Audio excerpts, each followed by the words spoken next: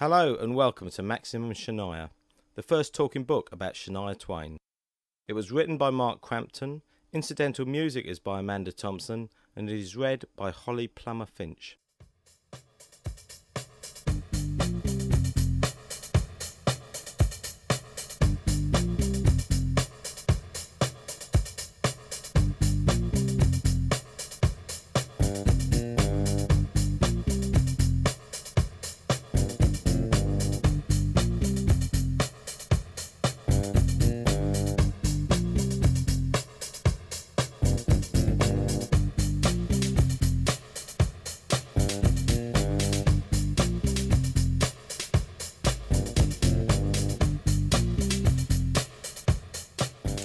I had to go to this gig, and I was going to be able to go sing this one night at this club.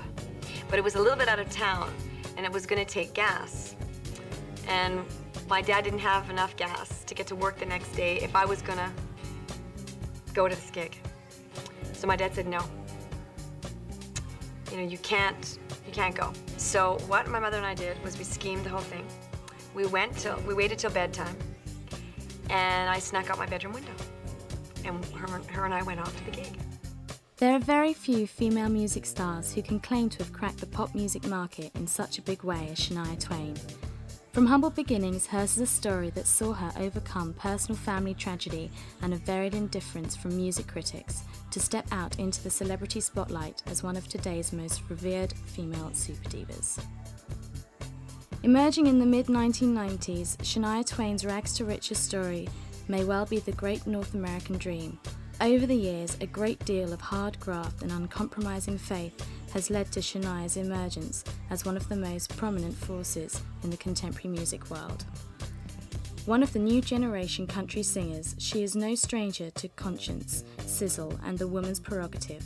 By combining the irresistible twang of her own pop country tunes with some sensational rock styling and a host of very sexy videos, more akin to the likes of Madonna, Shania Twain has become one of the most popular music stars around today, and without a doubt, one of the most famous country music artists in the business. She may not be a true country music outlaw in the traditional sense of Waylon Jennings and Willie Nelson, but in the eyes of the Nashville community, Shania Twain is still a bit of a renegade nonetheless. Putting aside her inclination to bare her navel, a definite no-no in Nashville Music City circles, the Canadian-born singer can lay claim to the title of being the most successful crossover artist in country music history. Not only do her singles regularly invade both the pop and country charts, but she is among the few elite Nashville artists to have appeared on the front cover of Rock and Roll Bible Rolling Stone magazine. Tanya Tucker managed to do so in 1974 and Garth Brooks in 1993. Moreover, die-hard country music traditionalists notwithstanding, Shania Twain's 5-year recording career has seen her garner enough top music awards to fill a soccer stadium. Skillfully fusing the grandeur of mainstream AOR rock production with the songwriting simplicity of country pop, Shania Twain and her hard inspirational rock producer husband, Robert John Mutt Lang, have created something of a mega-selling commercial juggernaut. In 1995, Lang, a notable producer in the States, became instrumental in broadening Shania's crossover appeal, making her the most popular country music artist since Garth Brooks. However, Shania wasn't born with the famous showbiz moniker that later made her a household name around the globe. She was in fact born Eileen Regina Edwards in the border city of Windsor, Ontario, about 500 miles southwest of Toronto on August 28, 1965, of Irish and French-Canadian origins. Her biological parents were Clarence and Sharon Edwards. They had somewhat of a short-lived relationship. When she was only 2 years old, her parents separated, and her father left Eileen and her mother to fend for themselves. Sharon Edwards relocated her daughters to the small rural town of Timmins in the Great Canadian Northland of Ontario, where she eventually met and fell in love with Jerry Twain, a full-blooded Ojibwa Indian. Sharon and Jerry were legally married when the then Eileen was only 6 years old, and when the adoption went through, Eileen and her sisters Jill and Carrie Ann legally became registered as 50% North American natives. Sharon and Jerry later had 2 sons, Mark and Darryl. A forester and prospector by trade, Jerry Twain rarely had steady work, and the family's financial circumstances were often in pretty dire straits. As a child, Eileen would at times have to go hungry as her family struggled to make ends meet. They weren't exactly living in the lap of luxury. The young star usually never ate breakfast or lunch. When she got home from school, she would have very little for supper. Raised and reared by her new adoptive parents, it was a proud but, at times, impoverished existence. Jerry raised his family in his culture, teaching them to hunt and trap on the Matagami Reserve. Eileen even worked for his tree planting business.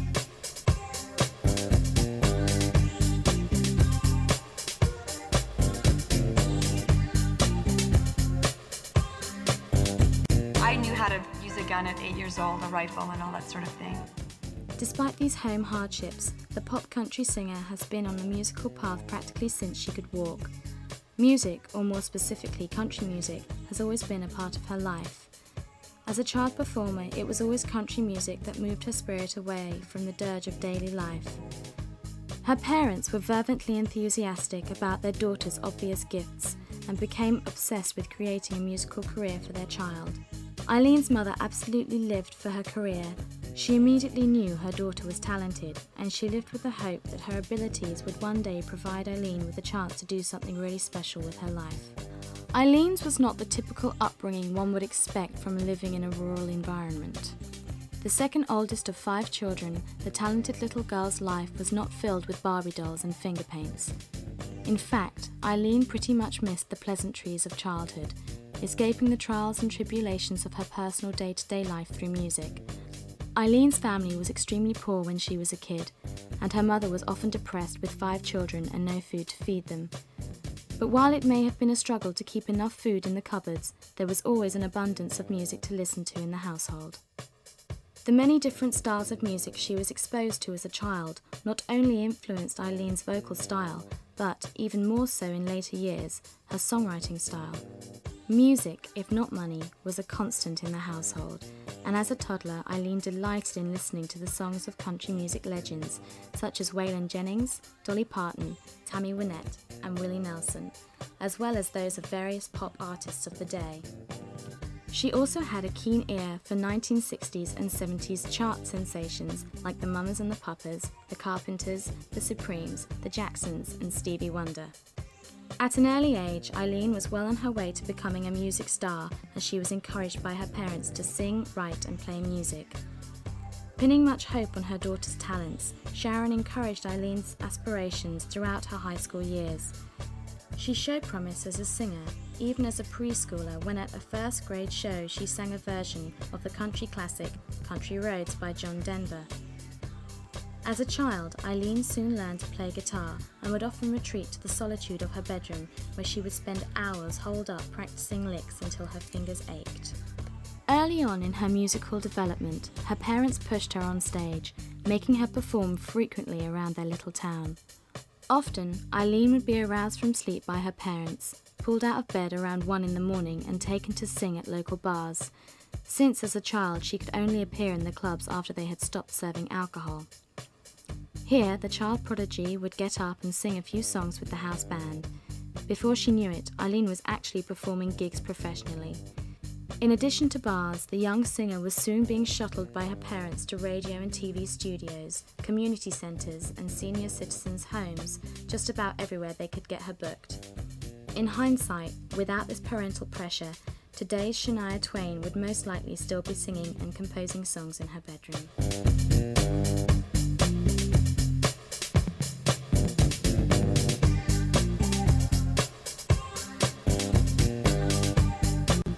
Family business, we all got involved.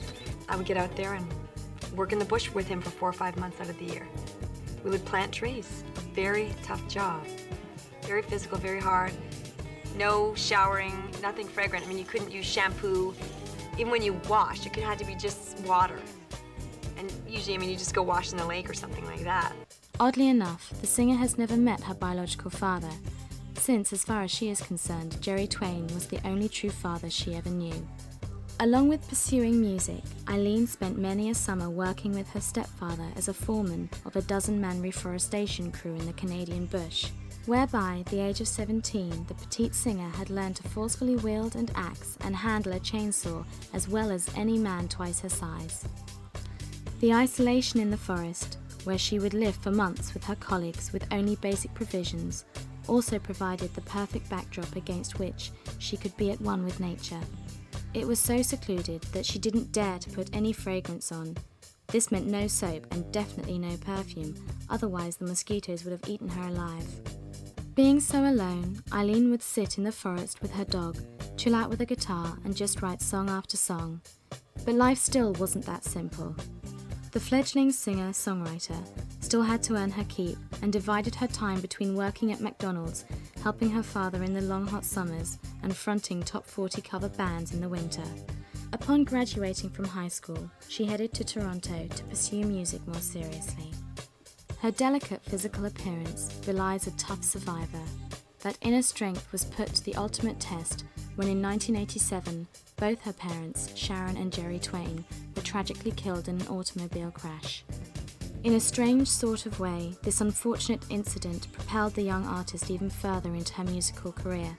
Now, however, it was not as an escape from, but as a headlong plunge right smack into reality. Eileen's personal life changed drastically. When her parents died, her brothers and younger sister were still living at home. Suddenly, at the age of 21, she had new responsibilities. Her brothers were in their early teens, and their big sister was now left to be both mother and father to her younger siblings. Temporarily, her music star aspirations were put on hold as Eileen took family matters to heart, taking on the task of handling her parents' affairs. She couldn't just go around getting gigs here and there, or writing songs out in the woods only when she felt like it. Life definitely wasn't always planted on Easy Street. After the death of her parents, Eileen at first struggled to keep her family together. The new Mrs. Twain was forced to grow up very fast indeed. Left with no other way out, Eileen took on the arduous responsibility of caring for her younger sister Carrie and her two brothers. With the death of her parents, Eileen didn't think she would ever escape her life in Ontario, Canada, to pursue her singing career. Eileen looked to her mother's friend, Mary Bailey, for assistance. With the hand of Mary, she would later be able to expose her voice to others outside Ontario. This made her pursue her music career even more than before.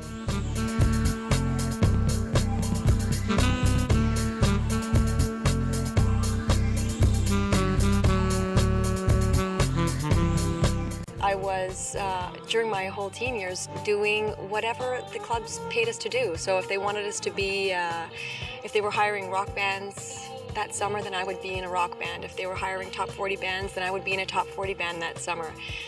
Returning home to care for her younger siblings, she managed to keep the household going with a job singing and dancing nightly at the Deerhurst Resort in Huntsville, Ontario, which not only provided for her new family's responsibilities, but also gave her an education in every aspect of theatrical performance. At least Eileen had got a job doing what she loves best, entertaining people. The bread and butter gig at the Deerhurst Resort ended up being the most educational period as a performer in her career, since it took her away from the country music to another genre of entertainment. It proved to be quite a different experience from the country bar gigs she had grown up doing. At the resort, she did everything from Las Vegas-style musical comedy theatre to famous Broadway show tunes by the likes of Andrew Lloyd Webber and George Gershwin.